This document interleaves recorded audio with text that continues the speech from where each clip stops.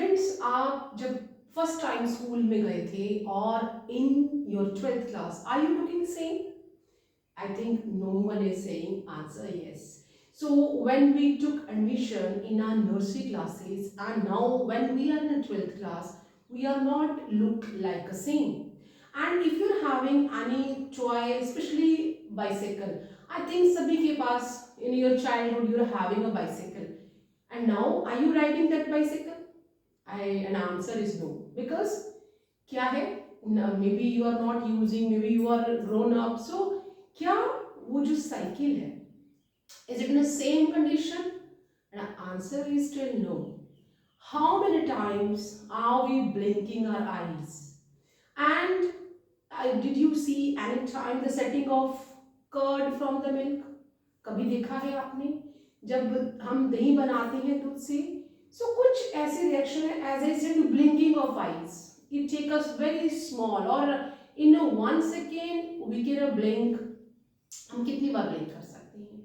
So in setting of curd, जब हम दही बनाते हैं दूध से, तो it will take a 5 to 7 hours. But when we have to be burn a cracker, especially on the festivals or on a marriage, it take a few minutes. So हर किसी reaction के लिए यहाँ पे जो टाइम है, that is a different. And I am talking about the chapter chemical kinetics. Here I wrote some questions about the chapter chemical kinetics. That is one of the unit of class 12 chemistry, which deals with the kinetics of the chemical reactions. How the reactions work and how long it will by a reaction to work. किसी भी reaction के लिए कितना समय चाहिए? अगर हमने कोई रिएक्शन बहुत जल्दी हो जाता है, we can say it's a very fast reaction, as the burning of cracker. It can burn in a few minutes, and when we ignite a matchstick, it start in a few seconds. But the corrosion of bicycle will take 5, 8, 10 years. If we are doing a paint on it, then we can even preserve it. So the different reaction, how they will work. यहाँ पे जो reactions है, they can be divided. The chemical reactions, chemical kinetic, हमारा chemical kinetic जो है, that is the unit 3rd from the class 12 chemistry. And यहाँ पे chemical reaction का रेट के बारे में बात कर रही है. केमिकल रिएक्शन, तो जो रेट है, according to the occurrence, they can be divided into, हम इनको किस तरह में डिवाइड कर सकते हैं? They can be very fast, moderate and slow reaction. Slow reaction हो गया, मॉडरेट हो गया. हम जो रिएक्शन है, केमिकल रिएक्शन है, उसे किस तरह से डिफाइन कर सकते हैं? दी disappearance of reactant. As the time passed, the reactant will finish one day, or it is going to be finished slowly and slowly, and with that the product will appear slowly and slowly. और अगर reactant बहुत जल्दी से खत्म हो जाता है, तो प्रोडक्ट हमारा उतनी ही जल्दी बन जाएगा. So the rate of chemical reaction, rate of chemical reaction किस तरह से हम डिफाइन कर सकते हैं? दैट इज दो तरह से है. One is average rate of reaction, means the total time required by a chemical reaction to complete. And instantaneous rate of the reaction means at a particular time, what is the exact rate of a reaction at that particular time, and that is the instantaneous, means at particular time, instantaneous rate of a reaction. Average can be written as delta. So rate can be written in the form, अगर मान लो ये हमारा reaction है, reactant is going to be finished into, or going to be appear as a product. ये हमारा chemical reaction है, तो rate कैसे लिखेंगे? We put a negative sign here and the molar concentration of reactant with respect to average time. This is in the form of disappearance of the reactant and in the form of product. Product बन रहा है तो plus का sign, क्योंकि उसकी concentration बढ़ती चली जा रही है, तो we can write that is with average time. Now instantaneous rate of reaction, that is at a particular time, which can be written as R instantaneous negative dr means at particular time and dt with that time, उस वक्त rate of reaction क्या था, and in the form of product we can write that is dr, sorry p product है ना, d that and dt. So here we can write the rate of a reaction in two forms, in the form of disappearance of reactant, appearance of product. This is instantaneous rate.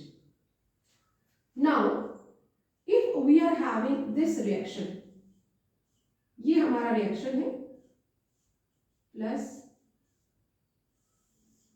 And we are writing, ये जो मैंने A B जो small लिखे that are stoichiometric coefficients, तो यहाँ पे A B C D क्या है, दे आर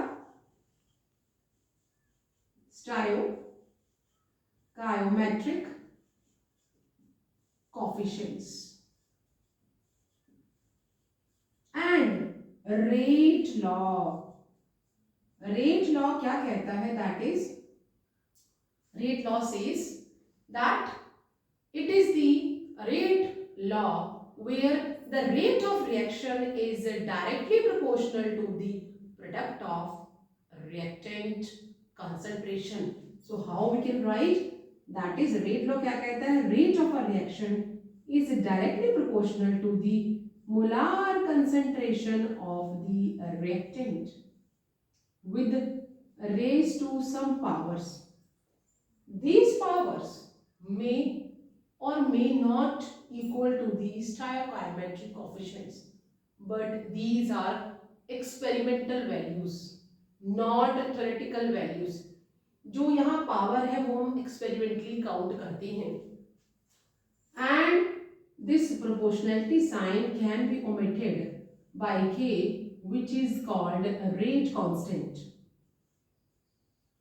एंड यहाँ पे कुछ टर्म्स अटैच हो गई हैं, a b c d, as I said these are the stoichiometric coefficients and these are known as total number of molecules of reactant, those are participating in the chemical reactions. So molecularity, एक और हमारे पास term आ गया, that is molecularity means total number of molecules or atoms of reactants participating in a chemical reaction. So sum of the stoichiometric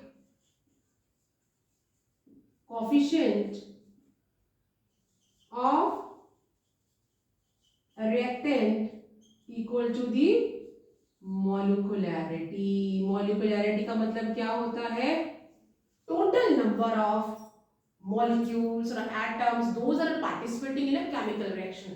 तो यहाँ पे a plus b क्या देगा आपको, that is the molecularity of a reaction, and here a is the molecularity of reactant A and b is the molecularity of reactant B, and A plus B is the total molecularity of this reaction. Now यहां मैंने कुछ powers लगा दी. These powers are known as order of the reaction. इसे हम क्या कहते हैं? Order of the reaction. Order of the reaction क्या होता है? The sum of the powers of the reactant is known as order of the reactions in a rate law. जब हम rate law लिख रहे हैं, rate law लिखते वक्त जिस पावर के साथ मैंने reactant को raised किया है उनका जो sum होता है that is known as order of the reaction. So order of the reaction क्या है? That is sum of the powers of the reactant in a rate law. Rate law लिखते वक्त जो हमने पावर के साथ रिएक्टेंट को रेज किया है जो कि हमारी एक्सपेरिमेंटल वैल्यू है उनका जो सम होता है that is order of reaction and क्या हो जाएगा that is x plus y. So I hope you can now differentiate order क्या है, sum of these powers, and with respect to A order is x, with respect to B order is y. वैसे ही with respect to A this small a is a molecularity, this small is molecularity of reactant B. Order can be 0, can be 1, can be 2, but molecularity cannot be 0. ये 0 नहीं हो सकती है, and even we can say it cannot be in fraction, but here we can get the fraction also. So ये difference है order में और molecularity में. Now ये कुछ हमारे terms हो गई जो कि हमारा chemical kinetics के साथ linked है. Now rate constant मैंने यहाँ लिखा, ये rate constant. Rate constant rate के ही बराबर हो जाएगा when the molar concentration of the reactant equal to unity. तो यहाँ पे हम जो rate constant है, rate constant को किस तरह से आप define कर सकते हैं? Rate constant equal to rate of the reaction. ये इसके बराबर हो जाएगा when the molar concentration of the reactant is unity. जब वो 1 होगा तो obvious सी बात है that rate constant equal to rate of the reaction when the molar concentration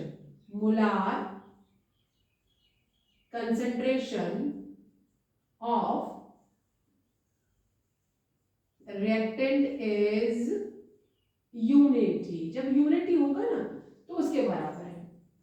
जो हमारा रेट कांस्टेंट है उसकी जो यूनिट्स है sometimes they are asked in either MCQs और in 1 mark question. So what are the various units for rate constant?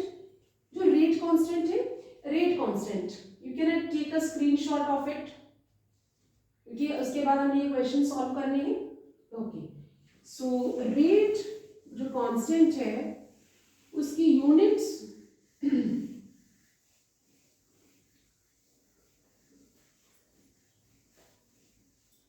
Rate constant जो है पहले एक्सक्यूज मी, हमारे जो केमिकल रिएक्शंस हैं, केमिकल रिएक्शन वो 0 ऑर्डर भी हो सकते हैं. जैसे मैंने अभी बोला रिएक्शन जो है केमिकल रिएक्शन अगर 0 ऑर्डर है तो जो कांस्टेंट की यूनिट होगी दैट इज यूनिट्स. इस तरह हम लिखते हैं chemical reaction. Let me give you some another way. हम यहाँ पे लिख लेते हैं units and order of the reaction. ठीक है. अगर और किसके बारे में बात कर रहे हैं? कांस्टेंट के बारे में. अगर ऑर्डर रिएक्शन का 0 है तो यूनिट्स क्या हो जाएंगी? दैट इज मोल पर लीटर पर सेकेंड। आप इसे ऐसे लिख सकते हैं, मोल पर लीटर पर सेकेंड, ये एल। Is it clear? ये जीरो ऑर्डर के लिए है। और अगर हमारा जो रिएक्शन है वो फर्स्ट ऑर्डर है तो के की यूनिट क्या हो जाएगी? दैट इज पर second only. Is it clear? और अगर हमारा जो ऑर्डर ऑफ द रिएक्शन है वो सेकेंड ऑर्डर है तो यूनिट क्या हो जाएगी? दैट इज पर मोल लीटर पर second.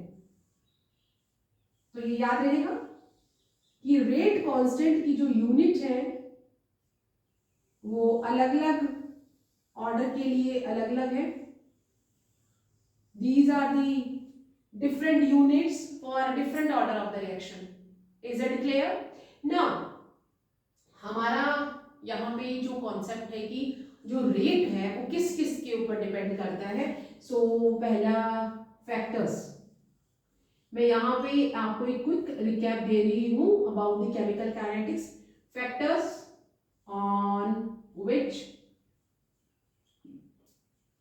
rate of the reaction depend, that is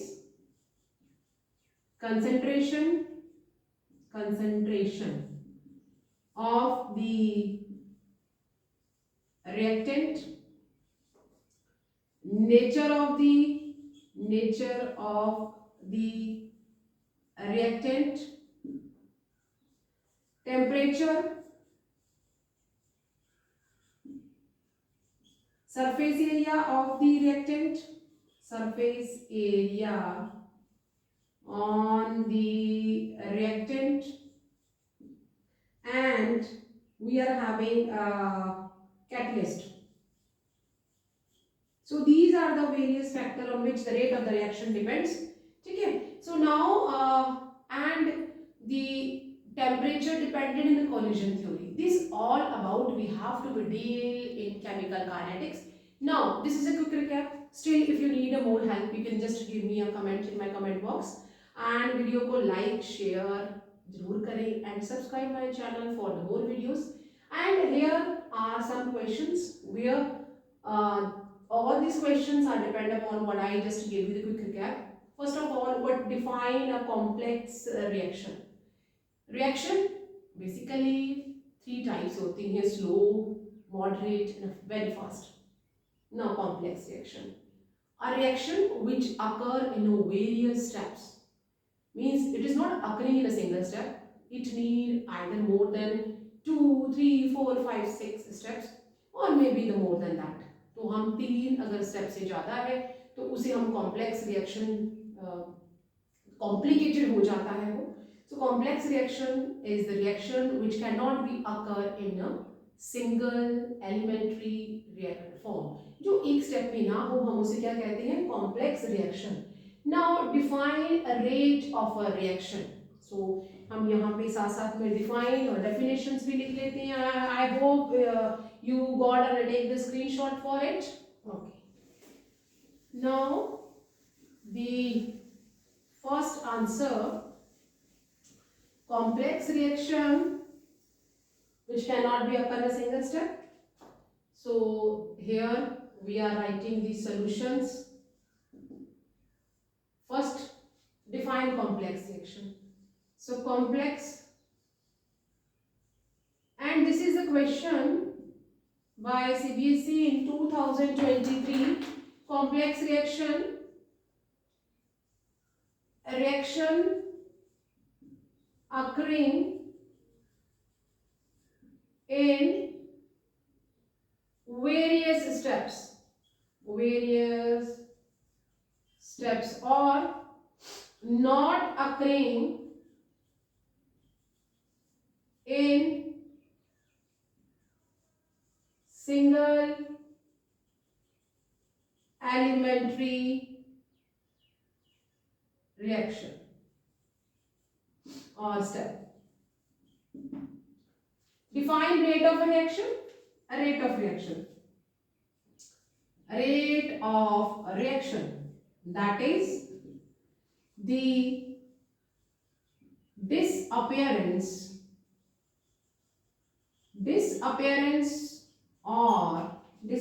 of reactant निकाल लेते हैं, of the disappearance of the concentration of reactant, और appearance किसकी होगी, appearance of the, कौन बन जाएगा, that is product, appearance of the concentration of the product with the passage of time, or with unit time, or with the time लिख लेते हैं, or with the time. So this is called rate of the reaction. For example, हम यहाँ पे ले लेते कि ये हमारा reactant है और वो product में जा रहा है बनता हुआ, तो rate can be written as, average rate हम कैसे लिखते हैं, डेल्टा के साथ molar concentration of reactant with the average time, and हम नेगेटिव यहाँ पे साइन लगाते हैं क्योंकि समय के साथ concentration reactant की खत्म हो जाती है, equal two plus, that is plus sign क्यों लगाया, क्योंकि समय के साथ में प्रोडक्ट की concentration बढ़ जाती है. So this is the way how we can express the rate of the reaction. Now the question is that it is a numerical question and the weightage given to chemical kinetic is 7 marks. ये जो chapter है all together will ask for 7 marks, 1 mark or 2 mark or 3 marks, and sometimes we can have a 5 mark question also. But mostly we can have 2 marks and 1 mark question on this one. In a reaction, the initial concentration of the reactant increases 4-fold and rate becomes 16 times of its initial value. The order of the reaction. So, in a reaction हो रहा है. So, in a reaction, the initial concentration हम कैसे लिखेंगे? Rate कैसे लिखते हैं? मतलब R1 है, that is equal to K rate law है. Rate law लिख लेते हैं. तो दैट इज, ये इनिशियल कंसंट्रेशन है, आर ही लिखते हैं यहाँ पे, R, this is the initial concentration, और यहाँ पे हमने ना एक एक्स लगा दिया. रेट लॉ में लिखते वक्त हम जो मोलार कंसंट्रेशन होती है रिएक्टेंट की, उसके ऊपर हम एक्सपेरिमेंटल पावर लगाते हैं. मुझे मालूम नहीं है, आई अज्यूम्ड इट एक्स, मैंने एज्यूम कर लिया. R1 equal to K, and ये rate law, according to rate law, हम इसके ब्रैकेट में हम लिख भी सकते हैं, this is according to rate law. आप टॉप पे भी लिख सकते हैं, according, while you are attempting the question you can write और start as it according to rate law. Rate law क्या कहता है कि rate of the reaction equal to K, that is a rate constant, and molar concentration of the reactant raised to the power x. And what happened? Initial concentration of reactant increases 4 times. तो इसका मतलब जो R2 reaction हुआ उसमें K तो same ही रहेगा, but जो initial concentration है वो 4 टाइम बढ़ गई है, तो मैंने 4 टाइम बढ़ा दी. And the rate becomes 16 times of the initial value. और ये जो R2 है, R2 किसके बराबर हो गया? 16 of R1. According to given condition, ये बोला जा रहा है कि जो रेट है that is 16 times of rate 1, R2 इसके बराबर है, और जो कंसंट्रेशन है वो इससे 4 टाइम बढ़ गई है. सो मुझे x की वैल्यू फाइंड आउट करनी है. So what we can do in order to find that, हम क्या करेंगे, इसे इक्वेशन 1 बना लो, इसे इक्वेशन 2 बना लो, and divide equation 2 by equation 1. तो यहाँ पे हम क्या लिख लेंगे, इक्वेशन 2 में 16R1 equal to K and 4Rx. अब मैं इसको डिवाइड करूंगी, that is R1 equal to K and R. अब ये दोनों आपस में कट जाएंगे, के भी आपस में कट जाएगा ना। ये पावर दोनों के लिए है, आप इसे कैसे लिख सकते हो, 4x Rx and Rx molar concentration का साइन बना रही R, दैट इज इस तरह से हम लिख लेंगे, ये भी आपस में कैंसिल आउट हो जाएगा। Now what we are having which shows 16 equal to 4x। अगर मैं 16 को इस फॉर्म में लिख लूं, मीन्स x क्या है, तो ऑर्डर ऑफ रिएक्शन क्या है, that is 2। This is a second order reaction. You I think you got the idea how to solve this one, and can I take a screenshot for this one? You can take a screenshot, and now I am going to solve the third question. Third question है हमारे पास, that is the fourth question, sorry. Fourth is that, what fourth question is saying? For a reaction दिया है, reaction है, that is जो स्टायोकाइमेट्रिक coefficient है यहाँ पे a के साथ 3 लगा है, वो कन्वर्ट हो गया 2b में। द रेट ऑफ रिएक्शन ये जो किसके बराबर होगा, सो हम क्या कहते हैं, दैट इज रेट, मुझे रिएक्शन दिया है दैट इज 3a कन्वर्ट हो रहा है 2b में, और I have to be find out this one, मुझे ये वाली वैल्यू बतानी है कि किसके बराबर है। ओके, सो अगर हम रेट ऑफ द रिएक्शन देखें, रेट ऑफ द रिएक्शन,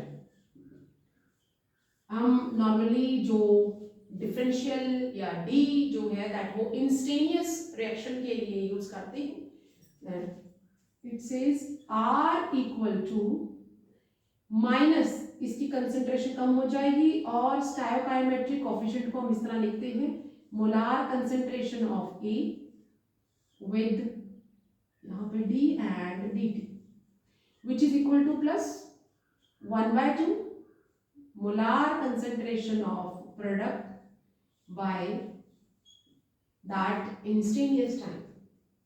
मुझे इसकी वैल्यू निकालनी है, मतलब कि वहां पे कोई भी स्टायोकाइमेट्रिक कोफिशिएंट नहीं है, R इसके बराबर भी इसके बराबर भी है, सो दीज टू आर, तो हम यहाँ पे क्या करेंगे, that is -1/3 dA by dt equal two plus 1/2 dB and dt। ये d जो है डिफरेंशिएट का है, अगर मैं इस 2 को यहाँ ले आऊं तो ये जो मुझे पूछ रहे हैं इट विल बी सेम, तो यहाँ से हम 2 हटा के यहाँ ले आते हैं। If we will do the cross multiplication, यहाँ पे आप लिख लो ऑन क्रॉस मल्टीप्लिकेशन, हम क्रॉस मल्टीप्लिकेशन करेंगे तो क्या हो जाएगा, that is -2/3 dA and dt equal to plus, that is differential molar concentration of product by the that time, so this one equal to -2/3 dA dt. So here I solve the question number 4 also. Excuse me. Now come to the question number 5th. So here the question is given to, and chemical equation is given to us. यहाँ पे 2 स्टायोकाइमेट्रिक coefficient है, और हमारा जो reactant है वो convert हो रहा है नाइट्रोजन डाइऑक्साइड इन ऑक्सीजन में। The rate of formation of nitrogen dioxide, मुझे रेट ऑफ फॉर्मेशन भी दिया हुआ है। Calculate the rate of disappearance, इसका मतलब कि मुझे रेट ऑफ रिएक्शन का ही यूज करना है। Rate of reaction we can write in 2 ways, either in disappearance of reactant and second in appearance of product। तो मुझे डिसअपियरेंस फाइंड आउट करनी है और मुझे अपीयरेंस दिया है, so let's solve the equation number 5। मुझे केमिकल इक्वेशन जो है दैट इज केमिकल इक्वेशन मुझे दी है, दैट इज दी, यहाँ मेरे पास केमिकल इक्वेशन आ गई है और गैशियस प्रोडक्ट रिएक्टेंट है, गैशियस ही रिएक्टेंट है।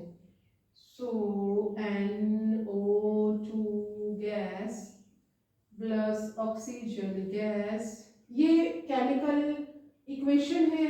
Okay, now rate of reaction, that is our second question, जो कि मैंने अभी थोड़ी देर पहले इसका आंसर लिखा था। Rate of reaction can be written as 1/2, हम प्रोडक्ट रिएक्टेंट को इस तरह लिखेंगे, and that is,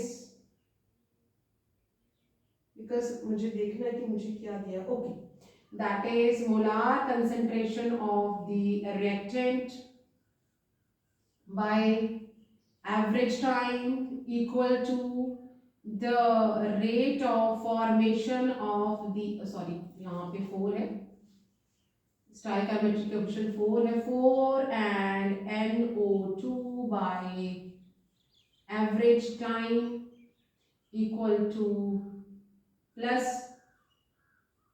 that is O2। अब क्योंकि मुझे रेट ऑफ फॉर्मेशन दिया हुआ है, आई and this one is provided to me, rate of formation, किसका फॉर्मेशन दिया हुआ है, दैट इज NO2 का, which is equal to 2.8 into 10⁻³ mole per second. तो मुझे ये दिया है, मैं इसकी जगह पे इसको लगा लेती हूँ, सब्स्टिट्यूट द गिवन वैल्यू, और on putting the value of rate of formation in, इसे हम इक्वेशन 1 मान लेते हैं, इन इक्वेशन 1, तो हमें क्या मिल जाएगा, that is which implies half, that is disappearance of the reactant with the average time equal to 1/4, और मुझे वैल्यू दी है दैट इज 10/3, ये मुझे दिया हुआ है।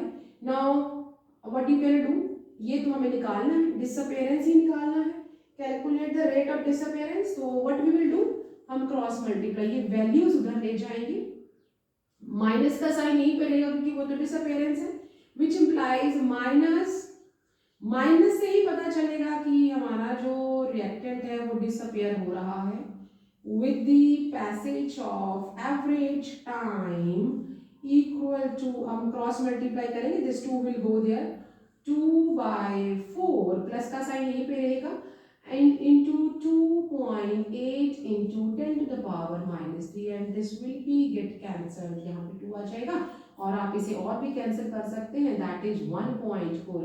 तो हमारा जो आंसर है that is the 1.4 into 10⁻³ mole per second, and this is the rate of disappearance of the reactant. So I just gave the explanation on the topic chemical kinetics. You can take a screenshot of it for your reference. For any doubt, just give me a comment in my comment box, and next video we will share some more sample questions. Till then, you take care and bye bye.